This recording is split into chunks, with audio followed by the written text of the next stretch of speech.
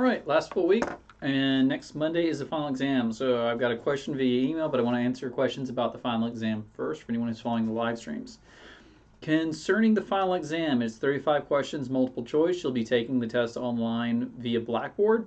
Now, you will have from this Friday morning at midnight, so 12:01 a.m. until next Monday at 5 p.m., the close of the business day on Monday, to take the final exam. You get 1 hour and 50 minutes to take this exam unless you got extra time.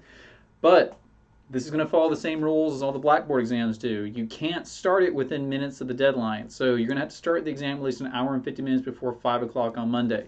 Now, most deadlines have been usually at midnight. The reason we have to bump this back, officially the semester is over Monday at 5 p.m.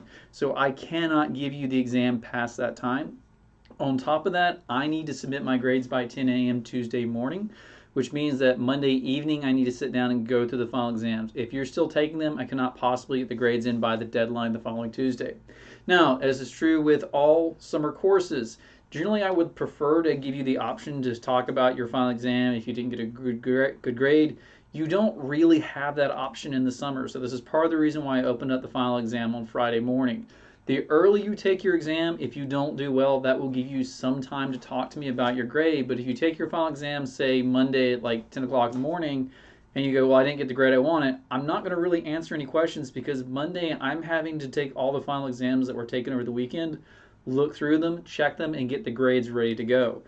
So if you're worried about your grade, take the exam Friday or Saturday. But if you wait until Monday, I'm not going to really respond to requests for grades unless there is something objectively wrong. So if you can say, hey, the grade says this, but this is really what I had on the exam, that's kind of the situation where you need to go through and send me an email. But again, if you wait until Monday to take the final exam and go, ooh, I didn't get the grade I want, can I talk about my grade? The answer is going to have to be no, because Monday at 5 o'clock, the course is done. So I need to make sure that I'm ready to go by 5 p.m. to get the grades submitted. Now, final exam itself is cumulative. It is 35 questions, 7 questions per exam material. So test 1 is going to have 7 questions, test 2 is going to have 7, 3, 7, 4, 7, and this final exam material is going to take 7 questions. Now, as you probably have guessed, homeworks and exams are a good way to study from this. You should have all the homeworks visible to you. These are questions that are, in my opinion, easier, but that said, what makes this final exam hard is that it's a broader spectrum of questions. So with each exam, we're typically focusing in on just a few questions here. These are all multiple choice questions. They take from all different aspects of the material, so yeah, there's a lot more to consider. Now, with this being a multiple choice question, your partial credit is actually going to come from your responses. So the test questions have partial credit associated with particular answers. So if you could have gotten, let's say you were supposed to multiply the final answer by 2 and you didn't, and you picked the answer that was the final answer that wasn't multiplied by 2, you're still going to get partial credit for that. So this is where the partial credit is going to show up. Submit your work. I might be able to look through that and give you some partial credit, but generally speaking, I'm going to rely on your answers to kind of guide me as to what you probably put in terms of your answer. So that's the final exam in a nutshell. As far as the Nernst and electrochem stuff, the exam is easier than the homeworks and what you're seeing right now on the discussion boards. So for those of you balancing redox, the preface here is that the homework redox is super hard. There's a finite number of problems for redox before it starts getting super ridiculously either complicated or super ridiculously easy. So if you can balance the redox problems online for the web assigns, you are more than set for the exam. The exam is a much easier version of balancing reactions than what you see online. If you've done the redox lab, that's probably harder than what you're actually going to see on this final exam. Now, also this week, lab practical is due Thursday, as are your lab notebooks. Your lab notebooks need to include every lab that you were supposed to do a physical experiment for. Now, those of you who we gave alternative data to, for those of you whose lab kits came up late, you still need to put that data in your lab notebook. Make sure you put a marker in there to let me know that you use the data that was given to you by the manufacturer. So that'll explain to me why you're missing like experiments and observations and things like that. The goal is to have your lab grades compiled and posted by Friday, as well as your homework grades, as well as your quiz grades. So the only thing you should have outstanding as of Friday afternoon will be the final exam itself. Now, for those of you who go, well, what do I need on the final exam? Okay, I'm going to go ahead and give you the formula now, and if you send me an email, I'm going to send you to this video. Take your current grade in the class. Let's say that's a G. Multiply 0.78. Take the grade you want in the course. So if you want an A, that's 90. If you want a B, 80. If you want a C, 70. So let's say you want an A in the course. 90. And divide by 0.22. This is the grade you need on the final exam to get an A. That's an 80 if you want a B, 70 if you want a C, 60 if you want a D. If you want an F, don't even bother taking the final exam. Now, extra credit, I don't give out. Your grade reflects the grade you got in the course. So when it comes to negotiating for points back, we can take a look at different things. Maybe I can look over a previous exam, but honestly, you know, kind of is what it is at this point. So that's the long and short of the final exam. Now, I have been given a question about the discussion board. I did notice there's a typo, and we'll talk about that when I bring this up. Typo has been corrected now. But for the Nernst equation,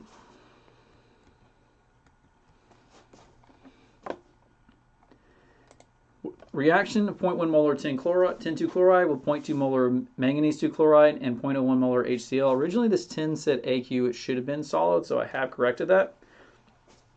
Question is, what's the standard reduction potential? How many electrons are transferred? What is Q? And what is the voltage at 25 degrees C? So let's go through these questions one at a time.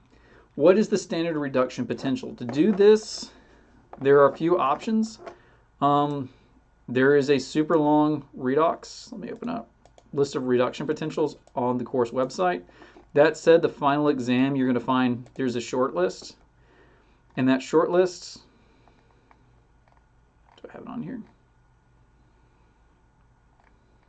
Final exam formula sheet has a list of the reduction potentials you'll be given, so it's meant to kind of focus it down. For the homeworks, I would recommend using this PDF. But this PDF gives standard reduction potentials. So we've got one reaction is manganese to manganese plus 2, so this reaction here. This has reduction potential. I'll write it down.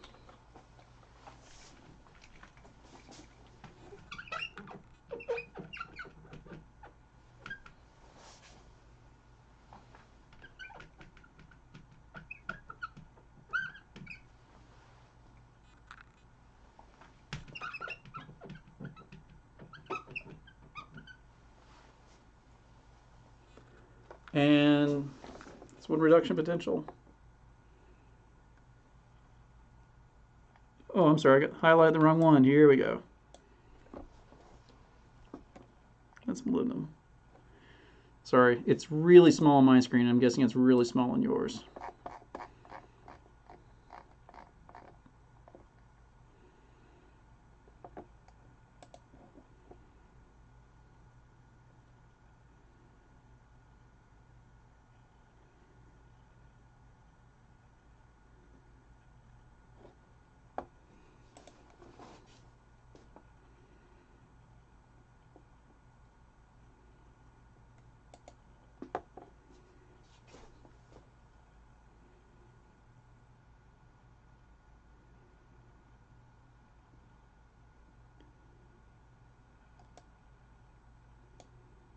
Where is that reaction? Let me use the short list.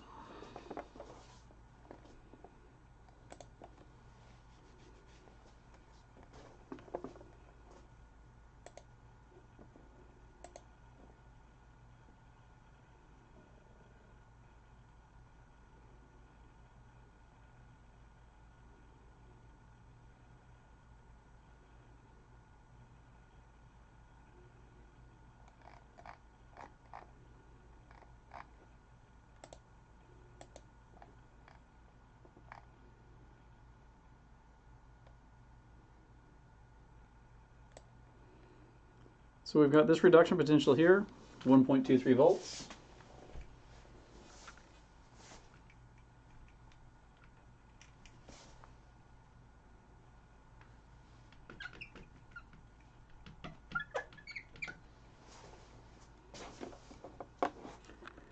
And the other one we're looking at, sorry, 1.51 volts.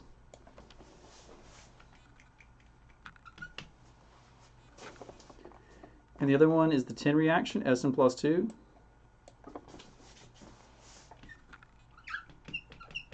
Negative 1.014 volts. Okay. So, switch back to the camera. So, to find the reduction potential, E0 is the reduction reaction minus the oxidation reaction. Here, in the reaction given on the course website, 10 is the oxidation reaction. So it's 1.51 minus negative 0.14, which will give you a redox potential of 1.65 volts. Now, next question on the discussion board. How many electrons are transferred? Easiest way to do this is look at the oxidized, look at whatever metals are by themselves. So we have 10 here and a 0, Sn plus 2 and a plus 2. So that's 2 electrons per 10 atom. There are 3 of them doing it, so that is 6 electrons being transferred total. Now, what is Q? We're going to have to base that on our reaction quotient.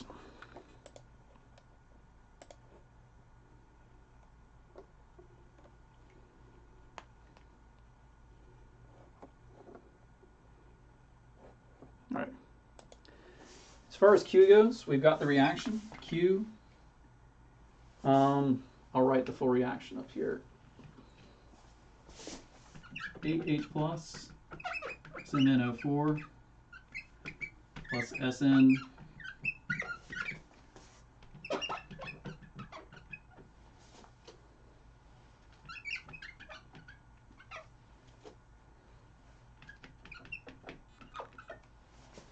So we've got 10 to the third power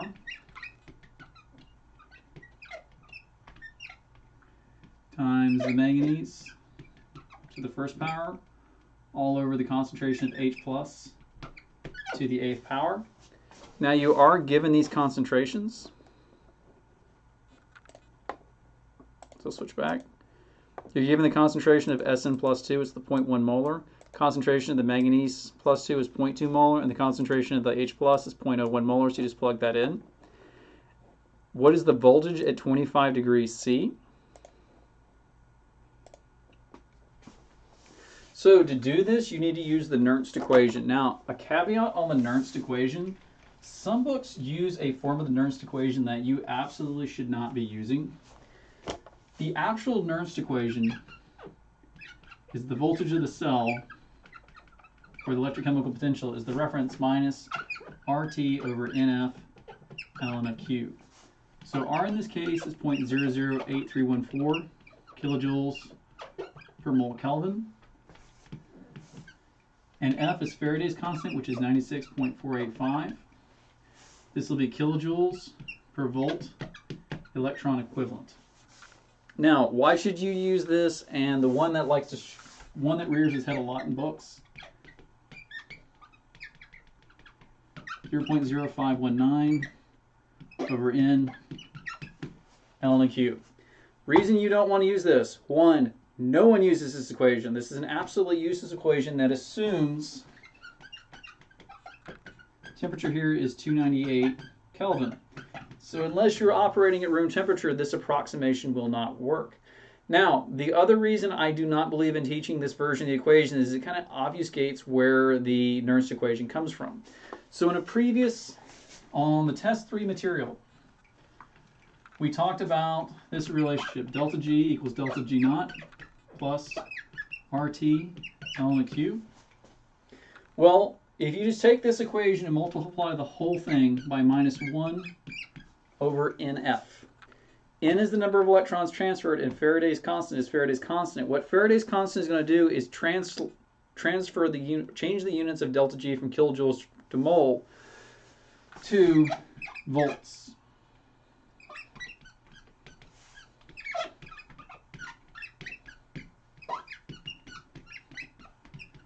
So if we take our old Gibbs relationship and we just define this as E of the cell,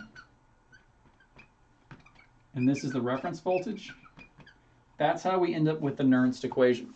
So the Nernst equation is just that Gibbs relationship converted from kilojoules per mole to volts per electron. That's all the Nernst equation is. And the reason we get the negative in here is that for Gibbs energy to be spontaneous, we need the delta G to be negative. Well, we always define a spontaneous voltage as positive, so the negative just flips the sign on the delta G.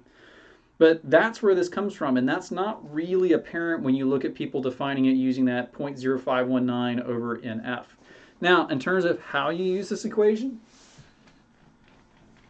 the reason why the problem is organized the way it is, this is the first part, this is the second part, this is the third part. So once you have these values, you just stick them into the Nernst equation and you'll solve for what the voltage is. So that's how you do the discussion board this week. Now I've had a whole bunch of questions pop up while I've been doing this. First one, can you go over number 1 on the Nernst homework? So let's bring that one up.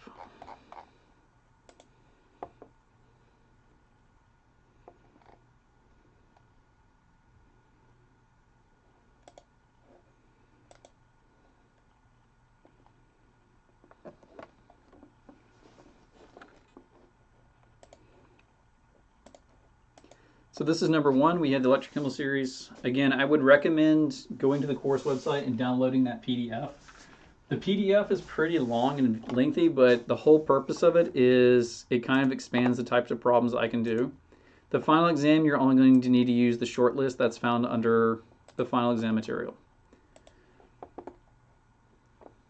So for the final exam, you'll be given this reference sheet, but this is the table of standard reductions. This is more meant for the homework.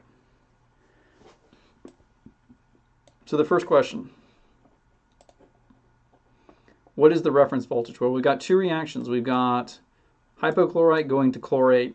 So if we go to that table somewhere, we have ClO. Where are you?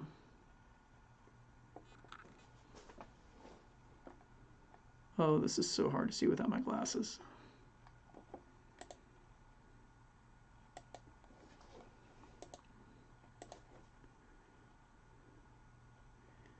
We have ClO3 .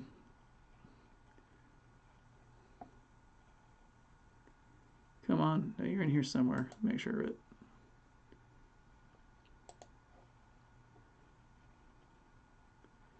ClO2 going to ClO, and this is a voltage.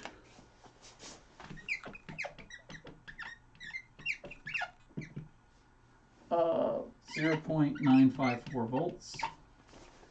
And the other reaction is this iron complex going to Fe2O3. Oh, mercifully, it's right there, 2.09 volts.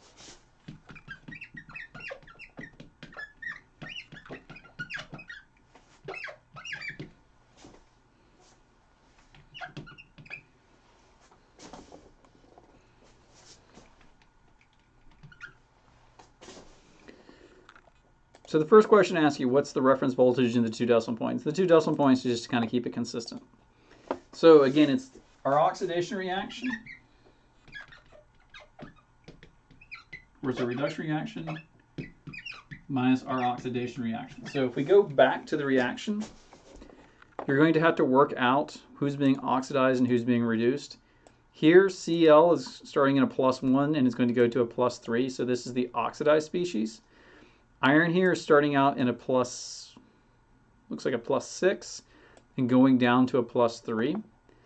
So our reduction reaction is the iron reaction, so it's 2.09 volts minus the oxidation reaction, which is 0.954 volts. When you work that out, you should get 1.43 volts. Now, next part of the question. How many electrons are transferred? It's asking for the total number of electrons transferred. So if you look at the oxidation reaction versus the reduction reaction, you should get the same answer. So here we have iron starting in a +6, going to a +3. That's a change in oxidation state of 3 electrons, but there are 2 iron atoms doing it. So we've got a 2 here and a 2 here. So that's really 6 electrons transferred, not 3. And the confusion I commonly see with students is that they only look at the individual atoms. If you and your friend have $5 and ask you how much money you both had, it's $10, it's not $5. The same thing's going to be true here, is that we're not asking how many electrons each individual atom gained or lost. We're talking about overall how many electrons were gained by the reduction reaction or lost by the oxidation reaction. So if we compare this to chlorine, chlorine here is in a +1. It goes to a +3. That's 2 electrons. There are 3 chlorine atoms doing it, so that's a total of 6 electrons. Now, as for the part C in that problem, it's asking you what is the voltage. So to calculate this, you're just going to use the Nernst equation. So E equals E naught minus RT over ln RT ln Q over NF. In this case, it's 6 electrons. R 0.008314 kilojoules per mole. Faraday's constant 96.485. The reference potential you got from the first part, 1.3 Q, based on this reaction, is the concentration of ClO2 to the 3rd power all over the concentration of ClO to the 3rd power, concentration of HFO4 minus 1 to the 2nd power, concentration of H plus to the 2nd power. Now it gives you this information. You're given the HFeO4 minus 1 is 0.5 molar. The ClO and the reactant side is given as 0.2 molar. The ClO2, the chlorite, is given as 0.112 molar. You're given pH. You should know from the previous exam how to convert pH to concentration of H+.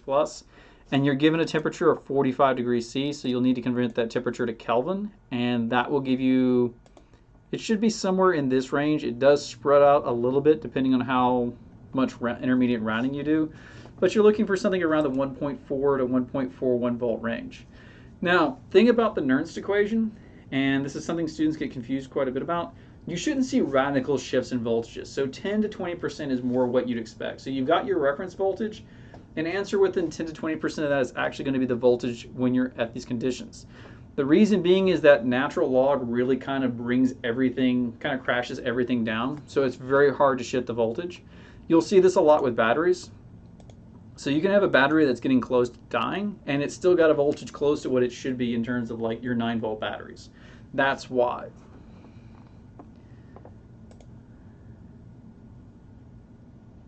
So I already answered Laura's question about the discussion board. Balancing redox reactions. Okay, so let me bring up the redox reactions one.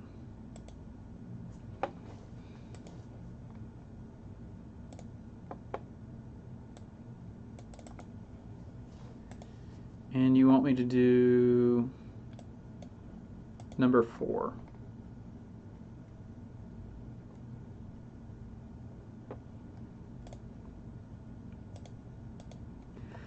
So to keep you from reverse engineering what the answers are, I've intentionally put water and H plus on both sides of the equation. So it's up to you to figure out if water doesn't appear on one side or H plus doesn't appear on one side, what you're going to do is you're just going to put a 0 in front of it. But the starting reaction is nitrite, NO2 minus 1, plus ClO, hypochlorite, goes back and forth to nitrous oxide, and ClO2, chloride.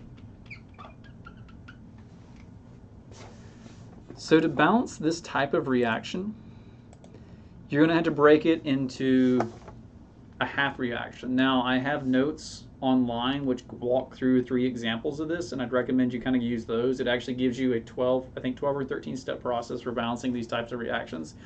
I also had the videos, so in this case, I would really bring the notes up and see how that works out. So I'll work it out here, but it's going to be kind of quick. Again, I'd really recommend you use the notes because it is going to kind of walk you through a bit more step by step. So to balance this out, first we need to figure out oxidation states. Nitrogen's +3, chlorine's +1. Here, nitrogen's +2, chlorine is +3. So nitrogen here is going from 0 to +2. This is a reduction reaction. And since it's being reduced, we put the electrons on the left side. ClO is being oxidized to ClO2 minus 1, so the electrons are going to be on the right side. So nitrogen's plus 3, plus 2, plus 1, plus 3. To determine the number of electrons that were transferred, take the difference in the oxidation state, so 3 to 2 is 1, multiply by the number of atoms doing it. So we've got one nitrogen atom, so that's 1 electron. Chlorite, hypochlorite to chlorite, each chlorine is losing 2 electrons. There's one of them doing it, so 1 times 2 gives you 2 electrons. Now, what we need to do is we need to be able to add these half reactions back in such a way that the number of electrons on the left and the right side cancel. To do this, we're going to double the reduction reaction. So if we add these two back together, that goes away and that goes away.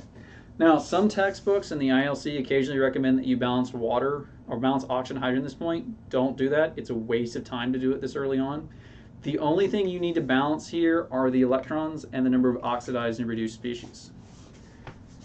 So if we bring them back together, we get 2NO2 plus ClO minus 1 goes back and forth to 2NO plus ClO2. To figure out, now we're going to balance oxygen. We're going to balance oxygen by using water because we had these subscripts AQ in the original reaction. So in terms of oxygen, I've got 4 here, 1 here for 5, 2 will give me 4. So I need to add water to the right side to balance the oxygens. Last step is to balance the hydrogens. I don't have any hydrogens on the left side. Because I added water to the right side, I've added 2 hydrogens. So this is going to give me 2H+. Do not assume all the hydrogen comes from the water. A lot of the examples work out that way just because it happens to be the example. You're definitely going to find examples where the hydrogen is present in the other molecules. So when you do your hydrogen balance, actually count it up like you would do the oxygen. If you've gotten to this point, you're done. So I've got 2H plus 2NO2 plus ClO2 minus goes back and forth to 2NO plus ClO2 minus 1 plus H2O. And if we go back to that problem, come on.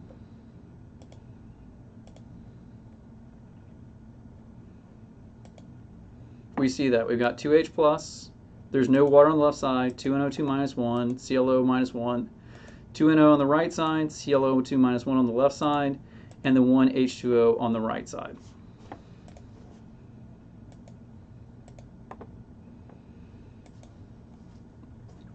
Now, web assignment number 2, test 5, current and mass.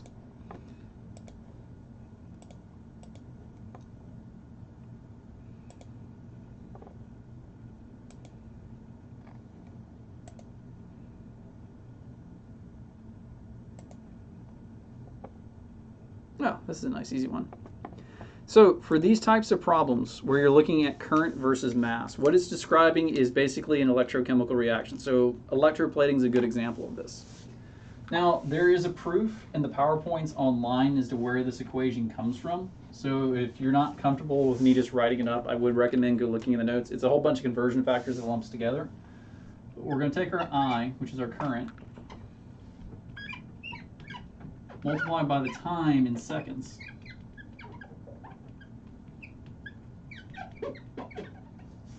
Multiply by 1.037 10 to the negative 5. And this is a lump of conversion factors here. So this number does come from somewhere. You'll need to look up in the notes to see where, but it's a conversion factor that basically takes us from current and time to moles of electrons. Now,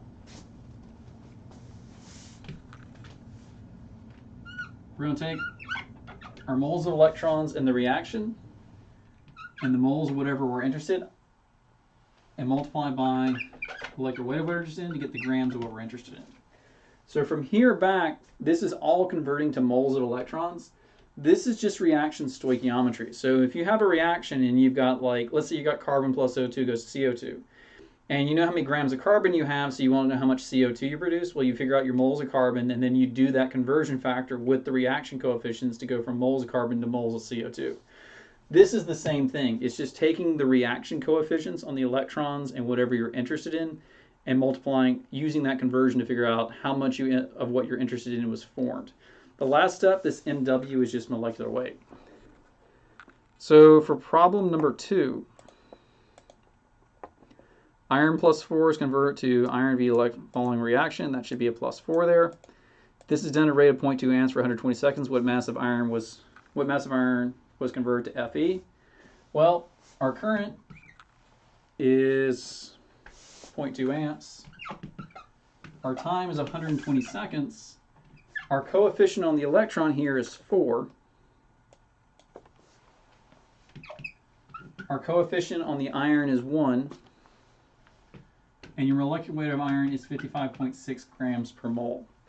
So all you would do from there on out is just multiply through that formula. Your current times your mass times the 1.037 10 to the negative 5 times 1 over 4 to convert you from moles of electrons to moles of iron, and your 55.6 to get you to grams of iron.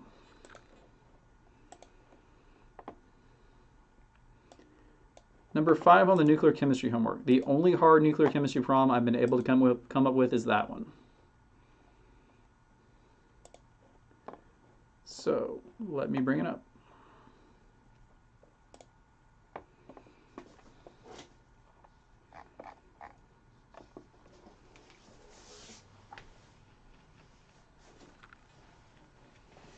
So the reaction is nitrogen 14 plus an alpha particle goes to something on the other side, and it's asking you what's the product. So how do you figure this out? Well, it's just conservation. Now, the thing students typically miss about this problem is that there's a subscript 2 there. Nitrogen is a diatomic gas. So since we have 2 of them, we've actually got twice as much weight. So we've got 28 and 14 down here. Now you're given that it's oxygen O2 plus 2. Actually, it's kind of hard to tell on my end what you're actually given. So when you add across, the 14 plus 2 should give you 16, and the 28 plus 4 should give you 32. But again, there's 2 oxygens here. So we're going to have to double whatever the subscript and the superscript are on oxygen. So if this is double that, this would be 8, and this would be 16. So the only way to really make nuclear problems challenging is to kind of give you these diatomic gases. But that said, this is the only reaction I've ever seen. And this reaction is how uranium converts nitrogen into oxygen. But generally speaking, this is the only hard version of nuclear chemistry problems I've ever been able to find.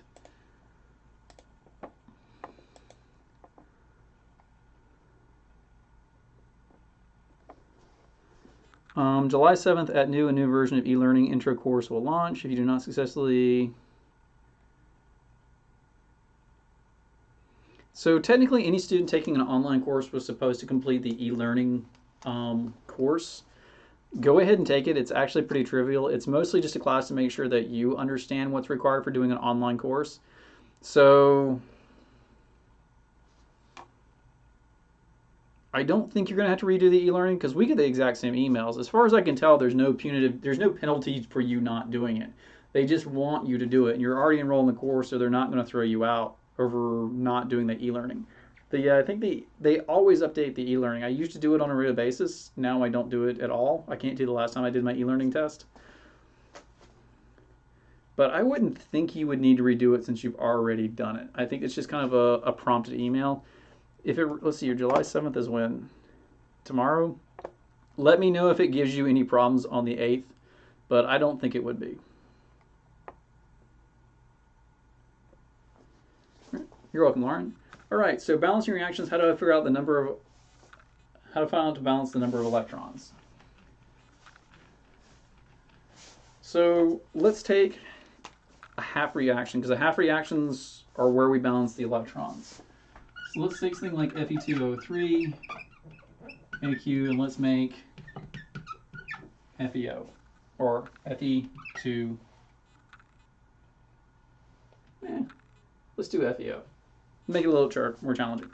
So, to figure out the number of electrons, yeah, I think you have to take it to register for the course, and then you're good to go. So yeah, I really wouldn't worry about their emails. Again, we get those scripted emails all the time. So to figure out the number of electrons transferred, Fe2O3 going back and forth to FeO. First thing you need to do is balance the number of iron atoms. So whatever is being oxidized or reduced has to be balanced. Now for this course, we keep oxygen, hydrogen in fixed oxidation states. They're going to be, oxygen's going to be -2, hydrogen's going to be +1. We do We do it at this level because we want you to focus more on the concept. Definitely in graduate courses and higher courses, oxygen can go 0, -1, -2. It's just kind of there to mess with students more than anything else. It doesn't really serve a purpose at this level. So we're going to assume oxygen is -2 and hydrogen is +1, but again, it's just an assumption. Don't carry it to a higher course. So iron on this side is +3 and iron on this side is +2. And we've got 2 here and 2 here, so we need to double the number of iron atoms. So the number of iron atoms is balanced on both sides. To figure out the number of electrons transferred, we're going to take the difference in the oxidation states. So 3 and 2 is 1. And then we're going to multiply by the number of atoms being oxidized or reduced. So we have 2 iron atoms. So we're going to multiply by 2. And you should always do this, even if there's 1, just to make sure you're getting into that mindset. It's not 1 electron being added to iron. There's 2 electrons with 1 electron being added to each iron atom. And again, the analogy here, if you and your friend have $5, how much money do you have? Well, if each of you has 5, you both have a sum total of 10. The same thing's true of the iron here. Each iron atom gains 1 electron, but there's 2 of them doing it, so that's a total of 2 electrons. Now, if it is a reduction reaction, meaning that the oxidation state is getting more negative, it's moving towards a negative number. It doesn't have to be a negative number, but it's moving towards it. The electrons go on the left side. For oxidation reactions where the charge is getting more positive, not that it is positive, just that it's getting more positive, the electrons would go on the right side. But this is where we put the electrons. So you get 2 because each iron atom is gaining 1. For a half reaction from here, if you were just balancing half reaction, you would balance the oxygens. So we've got 3 here, 2 here, so we need a water on the right side. And then we would balance the hydrogens.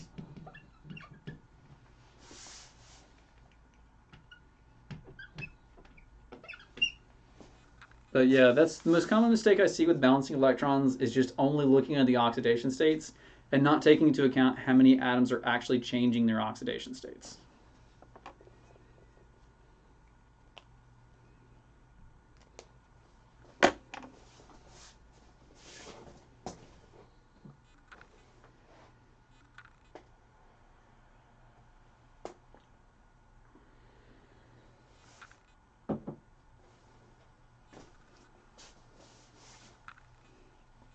All right, other questions? I think I'm finally through the list.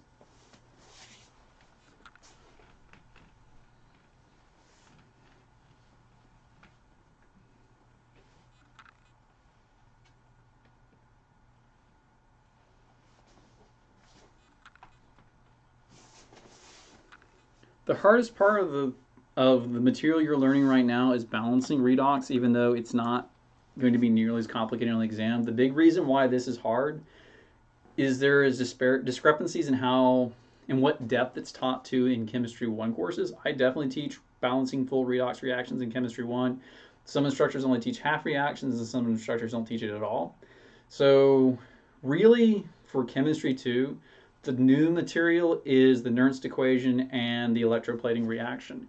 Balancing redox is not considered new information. It's considered a repeat from Chemistry 1. That said, even within Wake Tech, there's different depths at which instructors will go to it, and some will even cut it out of the course to save time. So yeah, there's a lot of redox problems I'm giving you. They're meant to be review, but if you don't know how to balance a redox reaction and how to count electrons, you definitely can't do Nernst equation, and you definitely can't do the electroplating equation. So if you already know how to balance redox, like this test material is actually, like the new material is actually really easy. But again, if you've never really balanced redox before, this material is really hard.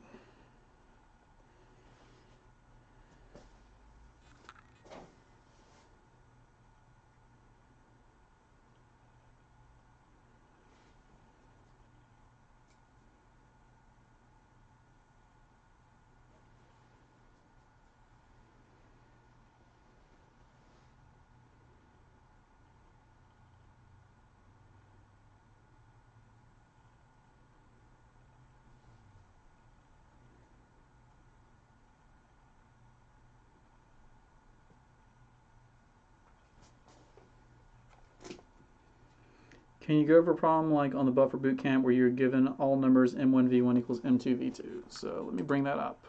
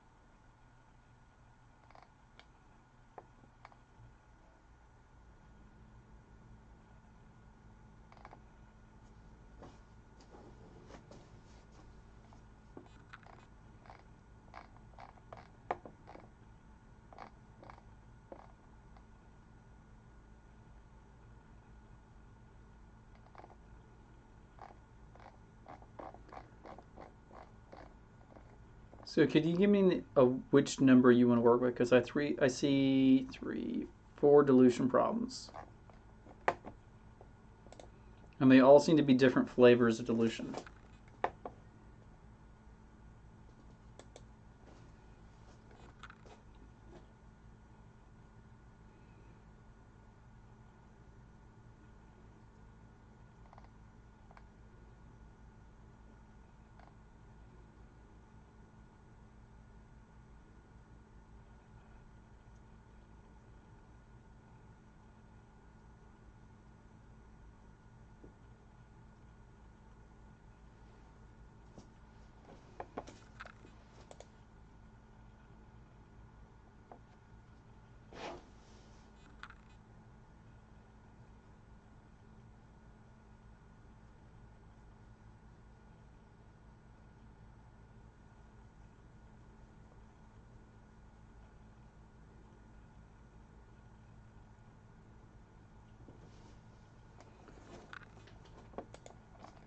Right, so the first one, problem 8. So this is the version I was given. If you have 312 milliliters of a 0.507 sodium bromide solution, what will be the concentration when 550 milliliters is added? So I'm going to write that up on the board behind me, just so I have it.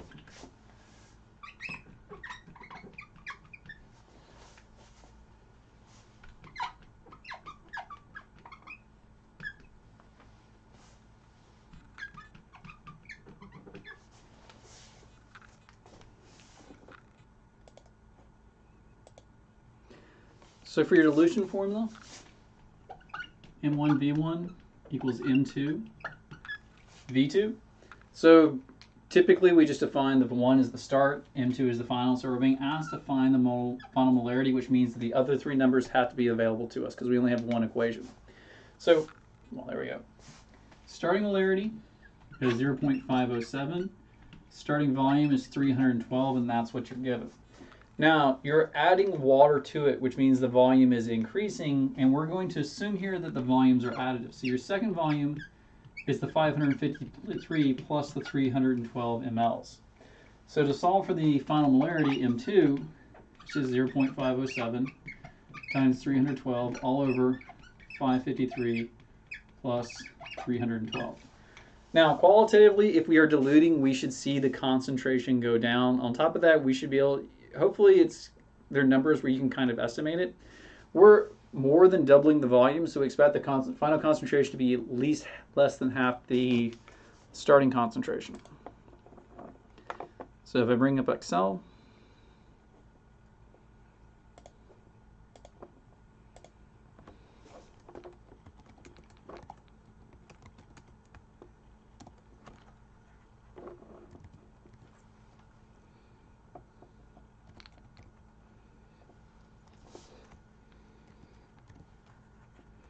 for my formula, it's M1 V1 divided by the final volume, which is V1 plus V2.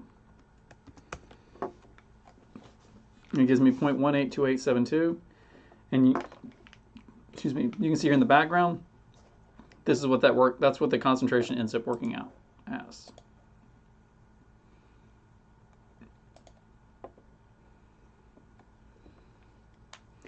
Number 11.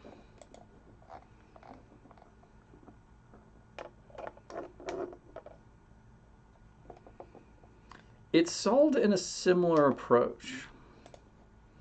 So let me bring up my version of the problem. So what is the molar concentration of chloride ions in a solution prepared by mixing 138 milliliters of 3.4 molar KCl solution with 63.5, oh, there you are, 63.5 milliliters of 1.95 molar CaCl2 solution. So there's just more steps involved with this. I would not say it's the dilution formula for this one, though. I would say it's a statement of molarity.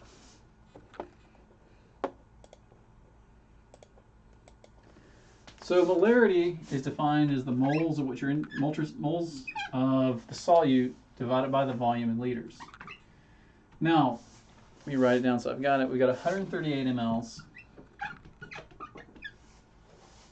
of 3.4 molar KCl and 1.95 mole 63.5. 63.5 milliliters of a 1.95 molar CaCl2 solution. So the solute in this case is chloride, Cl minus. So what we want are moles of Cl minus 1. So the way I would approach this problem would be to say that we need to figure out how many moles of chloride we have in this. So we've got moles equals molarity times volume. So we got 3.4 times 138. Now, for KCl, this is going to dissolve to form K plus and Cl minus, so it's a 1-to-1 ratio between the KCl and the Cl minus. For calcium chloride, this isn't true. For calcium chloride, there's actually 2 chloride atoms for every molecule of CaCl2. So we're going to need to multiply our 1.95 times 0.0635 times 2 over 1. So the 2 here is the 2 moles of chloride for every 1 mole of CaCl2. So let me show that in Excel.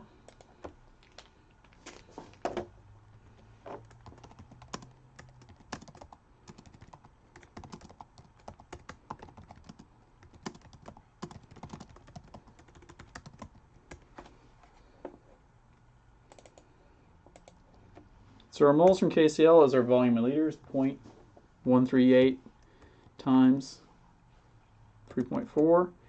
And for the ClCl2, it's the 0.0635 times the 1.95 times 2, because the calcium there has 2 chloride ions in it for every mole of CaCl2.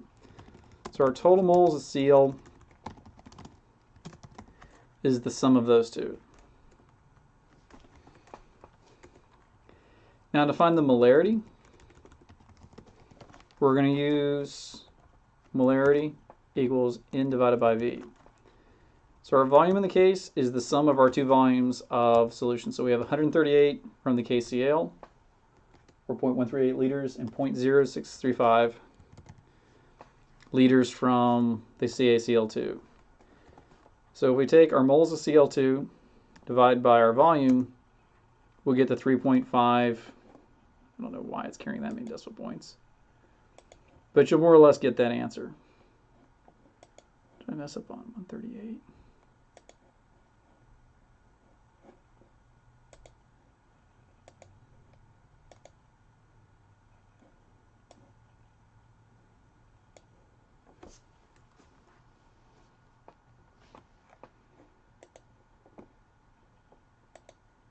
Oh, 1.95. Yeah, the 3.557. So I would say it's not really solved using the dilution formula. It's solved more using a definition of what molarity is. So you would go through and find out the moles of chloride that you get from the ClCl2 as well as from the KCl. Take those moles and then divide by the total volume.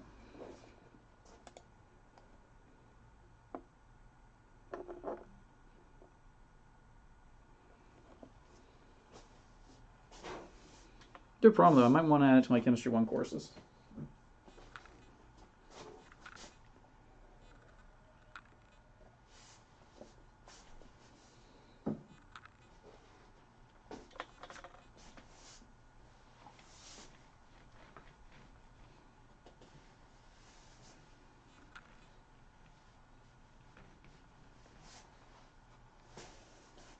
Yeah, you're welcome.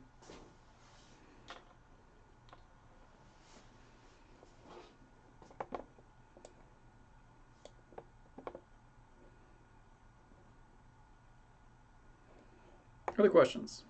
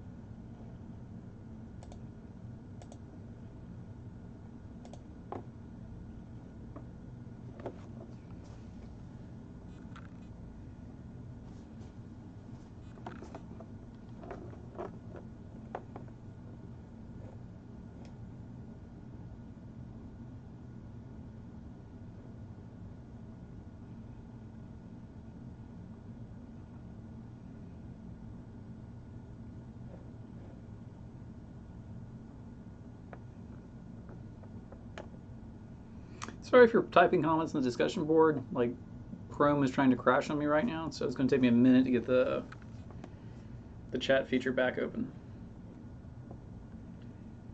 Come on, Chrome, you can do it.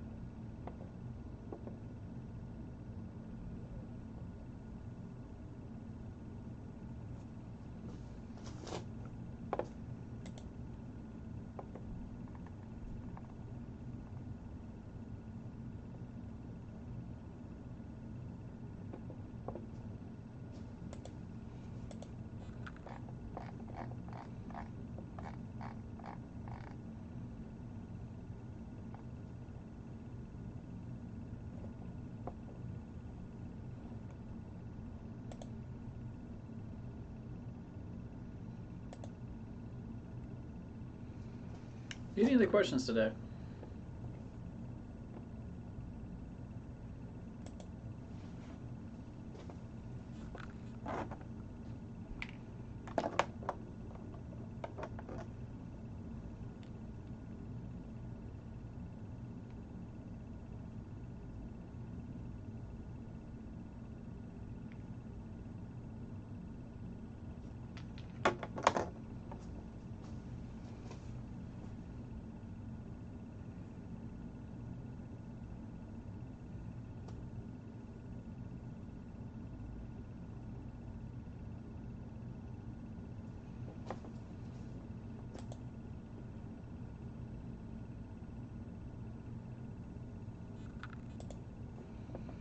All right, so in case there are any other questions, go ahead. Again, your lab practical and your last lab are due Thursday at midnight. You also need to submit pictures of your lab notebook, so I can go ahead and start grading those.